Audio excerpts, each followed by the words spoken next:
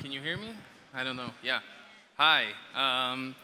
So this is actually super exciting for me because this is a presentation that I wrote specifically for KINZA, and in the following minutes, I'm going to share something that is generating a lot of money for me and other businesses. I actually generated over $1 million of profit from what I'm going to share in the next 20, 30 minutes. And I'm talking about profit that I've made, not even profit that I created for like other brands or other businesses. So let me tell you guys a bit about myself. I am from Israel, from Tel Aviv. I'm 33 years old, almost 34. What's really unique about me is that I'm an affiliate. I have 2 agencies, and I also own brands. So I have a supplement brand, and I have a fitness center back in Israel. We franchised that. We opened up a bunch of different fitness centers.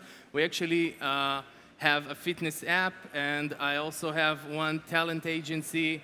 So I'm doing lots of stuff, and what I'm mainly focused about is media buying. And I've done over 200 consultations over the last year, and a lot of what's going to happen in this presentation is based on those consultations. So above all, I'm what I call a full-stack media buyer. So a full-stack media buyer for me is something that I really came up with after all of these consultations. I found out that 95% of people who are media buyers are actually buying media only on Facebook. And I feel like nowadays, a media buyer should be a person that buys media all over the place. So we have to do Google native, we have to do Bing, and lots of other stuff. And above all of that, I also feel like a media buyer nowadays shouldn't be just a person that goes on Facebook, on Google, sets up the campaign, gets some creatives, gets some text from the copywriter, and just publishes a campaign. I feel like a media buyer nowadays should be a person that also knows a bit of everything. So he needs to know a bit of coding, a bit of video editing, a bit of Photoshop and stuff like that. And I'm not talking about a really high level of knowledge in those fields, but so media buying actually really divides into 2 parts, if I have to simplify it. The media buyers that usually just set up a campaign and spend up to $500 a day, and then scaling is another different thing. It's a different skill set that requires a different mental space and a different type of just a skill set, again, of a media buyer. So that really requires knowing how to move faster. It allows you, and also when you're, again, a full-stack media buyer, how to really open your mind into new things. You become more of a creative person and think of new ideas, and you are able to really see the work that you're getting from your colleagues or contractors or employees that deliver stuff to you, and you're also able to communicate better because you know the terminology of a video editor or a photographer and stuff like that. And you're also open to more of like automations and stuff that save money and save time for your business and for you. So this is going to be my talk about chatbots. We're going to talk about chatbots. We're going to talk about lead forms. I'm going to talk about the basic stuff. And I'm going to go through how to really go and hack and manipulate the systems into really crushing your competitors. We're going to talk about some essential stuff when it comes to remarketing, and then we're going to connect the 2 talks with remarketing, lead gen, and chatbots. And then at the end, I'm going to give you some hacks and stuff that I created only for KINZA and that are going to help you get that extra leverage. So my goal in this conversation, in this talk, is for you to get out of this talk with a few things. So first of all, I want you to understand, in general, how and the power of chatbots and lead forms. So we're going to talk about inside and outside of the Facebook platform. So we're going to talk about the benefits of them. We're going to talk about how to use lead forms and chatbots inside e-com campaigns, which is a game changer for a lot of you because e-com, when you're trying to get that direct sale, is very hard, but when you go and create a lot of leads, you can convert them later through the backend, SMS, a call center, and emails. And we're going to talk about how to manipulate the algorithm into really getting different types of users, different types of placements, and different types of times when the ad is being served. And above all, I'm not going to use any complicated tools like ManyChat. Everything that I talk about is going to be internally within Facebook, okay? And of course, we're going to talk about remarketing, just like I said, and how to improve the quality of the ads and A/B test with lead forms and chatbots. I know the other talks, usually it's like a Q&A at the end, but if you guys want to ask a question, just like stop me in the middle. I want this to be like a conversation. They'll bring the mic to you, because this is very like geeky stuff, and sometimes I just like talk very quickly and move into different subjects. So it's 2022, it's almost 2023. No one really likes being called to, even if they left their details and they're actually interested in the product or service. So really moving into a scripted thing like a chatbot is crucial for you and your business. So there are a lot of benefits to chatbots and lead forms. The first thing is that you overcome any iOS issue, because everything is being tracked internally. You don't have to send the user outside of the platform. You get a much higher conversion rates because a lot of the fields are already pre-filled. The user really gets qualified, and you can build the chatbot into a really engaging experience that qualifies and educates the user. You don't lose the ability to remarket, which is amazing, because you can still see who opened up your ad, who opened up the chatbot, and stuff like that. And you could really use that as a top-of-funnel campaign, just like when you open up like a video ad campaign, you get a lot of top-of-funnel traffic, and then you can remarket it, and we're going to talk about it. And also, we're going to talk about how to manipulate the algorithm and reach different audiences, because when you open up a different type of campaign, you get a different type of result. The big thing, I think, that really changed my campaigns is the targeting options that you have inside Facebook now. So Facebook dropped, because of iOS, a lot of targeting options right now. And when you open up a chatbot, the cool thing is that you can internally, not in the usual place where you actually target people and choose who to target, you can actually target people who answered specific questions. And that's something that's not in this presentation, but I'm probably going to do a video on that later on, and it's going to be on my YouTube page. Did you see how I kind of like told you to subscribe in like very, yeah. So, yeah, thank you guys, yeah. So since everything is already inside the platform, you should have no problem with tracking, just like I said. Conversion rates are very high because a lot of the stuff is pre-filled. And when we're talking about conversion rates, usually we have 4 different problems. So the first one would be the page speed and the loading times. We have the number of fields. We have how complicated the page is in terms of the number of fields and in terms of design. And we have the time that the user actually takes to answer the questions. So these are exactly the stuff that the platforms that I'm going to talk about answered when developing those specific technologies and tools. So the page speed loads extremely fast because everything is inside the app. The number of fields is controllable because you can choose which questions you're going to add and how many. The design, UX and UI is very strict. People already know how the chatbot reacts. They're used to communicate with that level of interface. And the time that the user takes to answer questions is extremely fast compared to other landing pages because a lot of the stuff is pre-filled. The platform, TikTok, Facebook, and Google, sometimes they know exactly which gender, the first name, the last name, the zip code, a lot of other stuff that you already filled.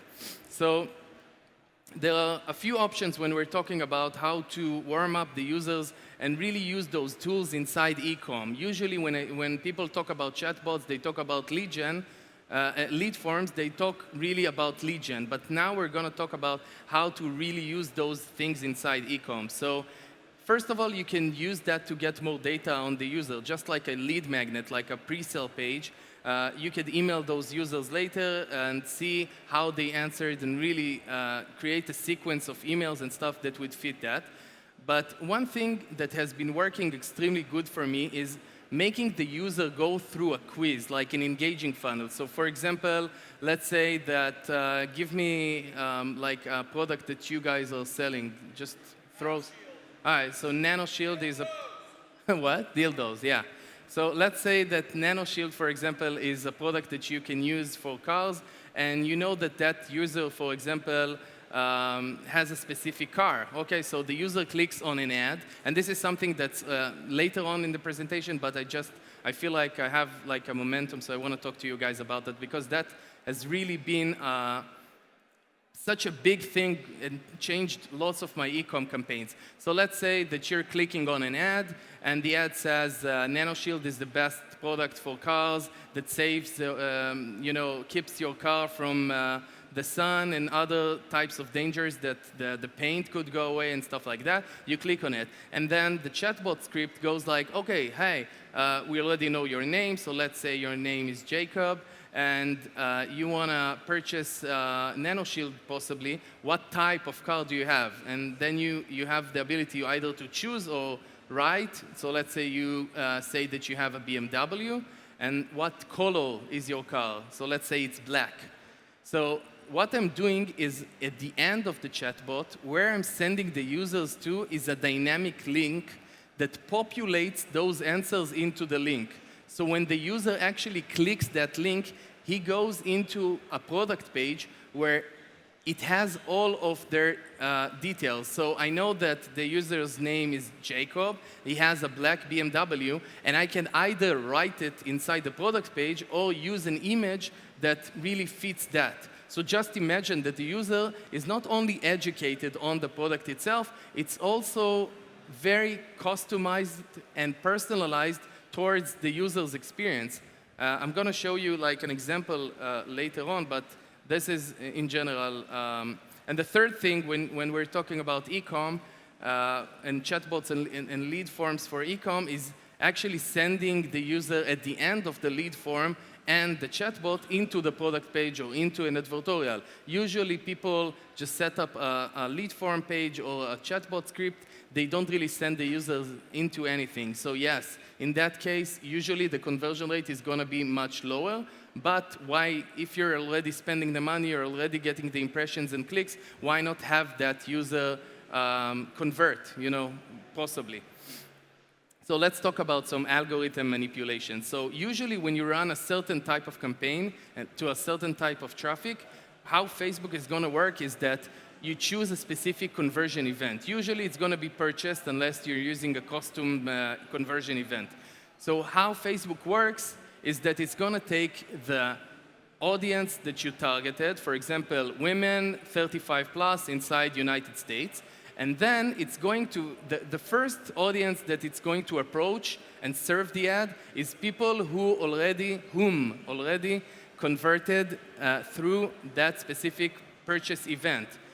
I know the algorithm is much more complicated and it really approaches the campaign in a different way, but this is one of the biggest things when it comes to how the algorithm actually decides who to serve the ad and when. So what happens is when you create a different type of campaign, for example, a lead generation campaign or a chatbot campaign, you attract a different type of audience, since Facebook is not going to approach that specific audience that already made the purchase in the past. It's going to really research within your audience. Yes, it's going to be more costly at the beginning. Yes, it's going to take more time. But those of you who run lead gen, who here has a lead gen campaign running right now? Someone? Yeah. So for example, you guys know that if you scale up, you're already getting a lot of duplicates, either internally within your campaign or people who, when you call, just say that they have already been called to by one of your competitors. This really solves the problem. If you run a campaign that's based on an event that's either a custom event or an event that's not just one of the standard events, Facebook is really going to research who is going to convert to you. So let's talk about the different types of lead forms that there are. There is the Facebook lead form, whom you probably know. You create it by choosing a lead generation, and then you can choose a bunch of stuff. You can create different types of fields. You can choose the order of fields. It's something that most of you already know. There is the equivalent of the Facebook lead generation form inside TikTok that allows you to do exactly the same thing. And up to here, we've been talking about the essential stuff. But one thing that has been crushing it for me, and this happens every time when Google, TikTok, and Facebook open up a new product, they open up a new placement, a new type of ad, there is 3 to 12 months where the early adopters, the early media buyers, which is 10%, 15%, I would estimate, of the industry, who really want to take advantage, really crush it. Why? Because the other media buyers are just looking for whatever's working and they duplicate it. So we have the Google lead forms, which I would guess none of you use right now.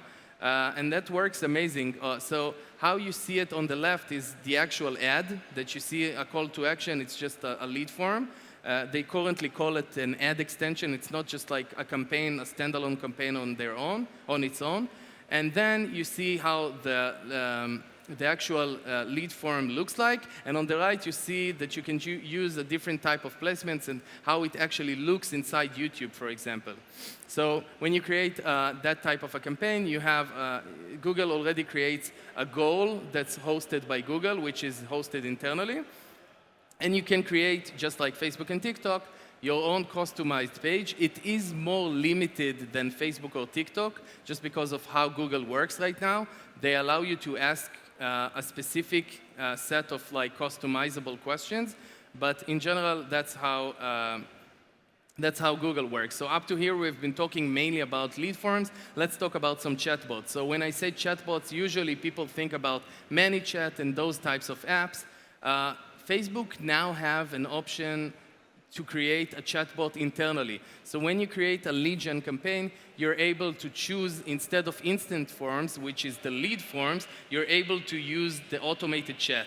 So you are actually able to create a script that's customized completely. So you can use whatever data that you have on the user. For example, you have that specific name of the person, and you can also build a sequence, like a flow, that either disqualifies the users, move them to another question, depending on their answers. So it's fully customized, and you can actually choose if you want the users to be able to skip a certain question and stuff like that.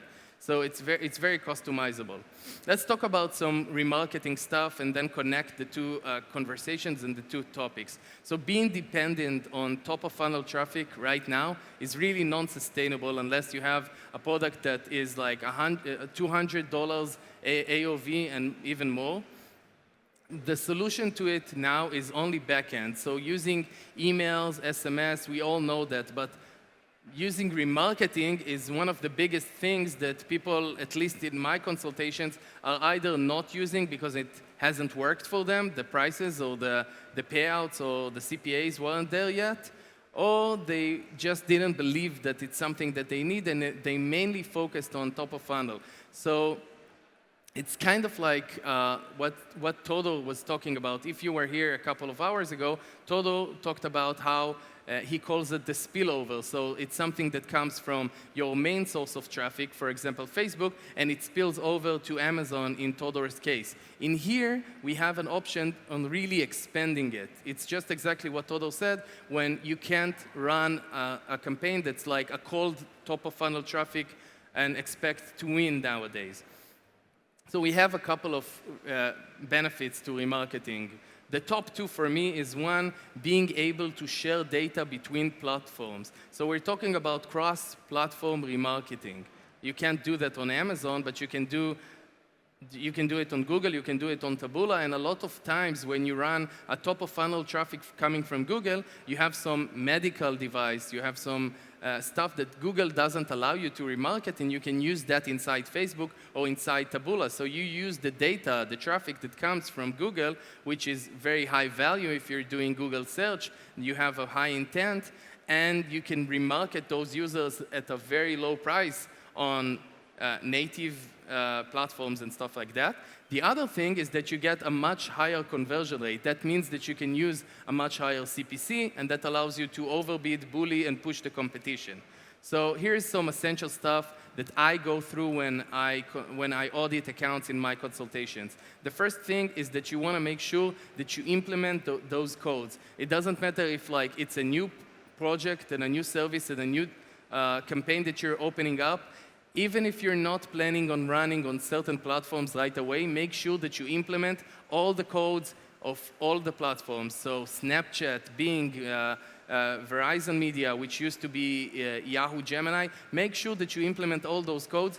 You want to make sure that when you start to run on those platforms, you have that data to remarket to, and you have those audience insights. So make sure that you do that. So how I usually do that is I open up a Google Tag Manager. I believe that's the easiest way to do it. It's a very organized way, especially if you're going to have lots of codes. And I make sure that I implement all types of codes. And when I go inside the audience library, inside the platform, I also make sure that I have all the segments I need. So I go and I make sure that I have the purchases, the checkout, the people who initiated checkouts, the people who added to cart, but I'm also doing people who spend a certain amount of time on my website, and I'm doing the scroll rate, so people who scrolled 75% of the page and stuff like that, and for each segment I like doing a 7, 14, 30, 90, and 180 days, just because inside certain platforms like Google, you can actually bid adjust certain segments. So you want to make sure that everything is set up according to this. The last thing would be search remarketing, the essential campaign, basic campaign that I think that everyone should have. You want to make sure that you open it up on every search network. You want to make sure that you're running on both, You want to make sure that you're running on both branded keywords and also the non-branded generic keywords. So for example, if you're doing a loan campaign, you might not want a search term like a loan inside your top of funnel campaign, but if that person already got inside your website and then didn't convert, you want to make sure that if that user is inside the research and discovery loop, they're going to search for a much wider keyword like loans. You want to make sure that you appear. So let's take it to the next level when it comes to remarketing. So when people usually open up a remarketing campaign, eventually, they copy-paste the original top-of-funnel campaign. So when you do that, you copy a bunch of stuff that you don't want. The first thing is creatives. That user already knows what you are selling and how your website looks like. They don't want to see the same ad. You need to really answer their rejects. So for example, if you know that they have a problem with the money-back guarantee, they have a problem with the shipping or shipping time, they have a problem with the price, make sure that you answer that inside the ad. Write something that creates an urgency, offer something else, use a countdown timer, which is something that you can use inside the ad. And the second thing is making sure that you don't send the users into the same top-of-funnel page. So create different product pages, one for top-of-funnel, one for bottom-of-funnel. Make sure that you change the creative, the text. Don't explain about the product again like that person doesn't know. Make sure that you really make that adjustment. There is so much money to be made here because every change, every small change that you're going to create inside that campaign is going to change the conversion rate by a lot. Because again, we're talking about bottom of funnel traffic. The other thing would be making sure that you bid adjust your CPCs within that remarketing campaign. So if usually you're doing $6 and your bidding settings is maximize clicks, make sure that you raise that bid. If you have a number of keywords and you're not using a maximize click setting, make sure that you go into the setting and increase the bids by a certain percentage. The next and last thing would be making sure that you use the broadest type of targeting. So when we're talking about search campaigns, make sure that you open up match types. You want to use the broader match types. When we're talking about native campaigns, make sure that you run a run-of-network campaign. You don't use any white listings. When we're talking about GDN, make sure that you open up mobile apps, no placement exclusions, embedded videos, everything, because that type of traffic is already traffic that really understands what's going on. So let's talk about some chatbots and connect the conversation. Okay, we talked about chatbots and lead forms. We talked about remarketing. Let's try and connect those two. So the first thing that you want to make sure that you open up is the form-based audiences for remarketing. Okay, so how you do that is go into the audiences inside Facebook, for example, and you want to make sure that you open up just like a normal campaign, a 7, 14, 30, 90, and 180 days, whatever you can do inside that specific form. You want to make sure that you use those leads to push them outside of the platform.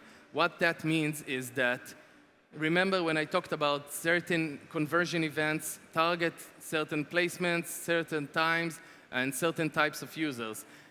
One of the things that I'm using within chatbots and lead form campaigns is sending those users who entered the chatbot flow and lead form into a landing page. So what happens is that some of those people who are going to enter the chatbot and lead form will not want to convert inside that specific place. They might be afraid of the fact that their information is already pre-filled and populated, and they might want more information about the product or service. So what I do is I get leads from the audience that has entered the chat flow and the lead form into the landing page. So Facebook is going to target based on conversion data, okay? So people would possibly get more information, they would be more interested, and the landing page might convert better for them, and we can use that for retargeting. So how it's gonna look like, it's gonna be people clicked on an ad, didn't submit the form, they see more ads, and then they go inside the website. So it's going to help people who are afraid of leaving their details. It helps squeeze more of the last campaign that you already spent money on, and it helps, and it pushes the algorithm into serving the ads in places and placements that usually it wouldn't work. And by the way, this also works the other way around. If a person goes inside your website, main website, product page, and comes from a conversion campaign, sometimes sending them into a chatbot gets a much higher quality lead because that person already visited your website first. So even if the users don't buy, a lead gen campaign that gets their email and SMS might work really good for you. Let me give you guys a few hacks and tricks when it comes to chatbots. This is the last part of the presentation. So chatbots and lead form remarketing, make sure that you open up that type of campaign. Again, so many times I audit accounts and people are just missing out on this. When you open up an audience-based lead form or chatbot, make sure that you open up the 3 types of audiences. So you have anyone who opened this form, or anyone who opened and didn't submit, and anyone who opened and submitted, because you also want that audience to resell later on, maybe bigger bundles, and make sure that your lifetime value from that user is big. When you want to make sure that you filter quality, when it comes to lead forms and chatbots, you want to make sure that you ask at least one qualifying question. Don't be afraid of making the experience and the chat flow and the lead form a bit longer. It's my experience that it doesn't hurt conversion rates, but it gets a much higher quality lead. Make sure that when you're scaling, you create a gender and age specific forms. So for example, when you go anywhere above $1,000 a day, you want to make sure that you have a lead form and a chatbot that's specific to that specific gender, just because you want to optimize and see how it works. One of the big things that is crushing it for me and helping me get much lower CPLs and much lower CPAs is A/B test. Usually when people open up a chatbot or a lead form, they would have the first initial one, they would not create any more. You want to make sure that you optimize the questions, change the text, and change the order of questions, because that helps conversion rate lots of the times. At the end of the chat form, the chatbot or the lead form, you want to make sure that you send that user into a video or something that educates them towards the person who is going to call them. That helps. One thing regarding policy, when it comes down to sending that user to outside of Facebook or TikTok or something like that, there are 2 things that you need to make sure that you don't forget. The first thing is that the site, the link that you're sending the users to, doesn't require login. So sometimes people would run a campaign on TikTok, and at the end, they would send the user into Facebook, and they don't understand why their ad account gets banned or their campaign gets rejected. And that's because Facebook is a site that requires login. And also, you need to make sure that in general, that link is compliant, just as if you would send that user there to begin with. So you want to make sure that that's compliant. One big thing that I want to share with you is that chatbots take a lot more time to learn. So even if the campaign doesn't work, loses money, doesn't convert at all, in the first 2 or 3 days, give it some time. I've had campaigns that completely flopped at the beginning, but really crushed it later on. So I'm going to give you guys 2 more game-changing tips that I wrote specifically for KINZA. So the first thing I just talked about, A/B testing of lead forms. What I do usually is there are 2 ways of doing A/B testing when it comes to lead forms. The first thing is inside that specific campaign, you just add more ads that are targeting different chatbots or different lead forms. The second way of doing it is when you go into TikTok, you have something that's called an automated creative optimization, or ACO.